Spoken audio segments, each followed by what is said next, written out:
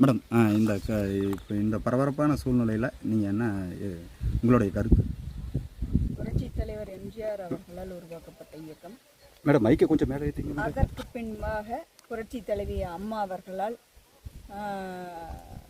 இந்த கட்சி எவ்வளவு தூரம் சென்றது என்பது உங்களுக்கு எல்லாம் நல்லா தெரியும்.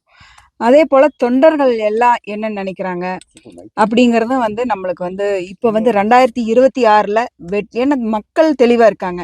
திமுகவை அகற்றிட்டு அண்ணா திமுக ஆட்சிக்கு வரணும் அப்படிங்கறது தெளிவா இருக்காங்க மக்கள். அதை நம்ம அறுவடை செய்யணும். அந்த வெற்றி என்பதை அறுவடை செய்ய வேண்டும். 2026ல நம்ம ஆட்சி அனைத்து இந்திய அண்ணா திராவிட முன்னேற்ற கழகம் ஆட்சியில் அமர வேண்டும். அதற்கு என்ன நல்ல காரியங்கள் செய்யணும் அப்படிங்கிறது தான் முக்கியம். மேடம், நேத்து நீங்க கூட்டத்துல கலந்துக்கல மேடம்? எனக்கு உடல்நல சரியில்லை. எனக்கு 15 டேஸா எனக்கு பிளேட்லெட்ஸ் குறைஞ்சு நான் மருத்துவமனையில் அனுமதிச்சு இப்போதான் நான் வந்திருக்கேன். நான் அதனால கலந்து கொள்ளவில்லை. 5ஆம் தேதி தலைவருடைய கூட்டிருக்கிற அந்த கூட்டத்தில் கலந்துக்குவீங்களா மேடம்? கட்டாயம் கலந்துப்பேன் நான். மேடம், அதை பத்தி உங்களுக்கு தெரியல மேடம்? இல்ல, அது அவரு சொல்ல வேண்டிய கருத்து அவர் சொன்னாதான் அது சரியா இருக்கும். அவர் என்ன சொல்லுவாருன்னு எதிர்பார்க்கறீங்க?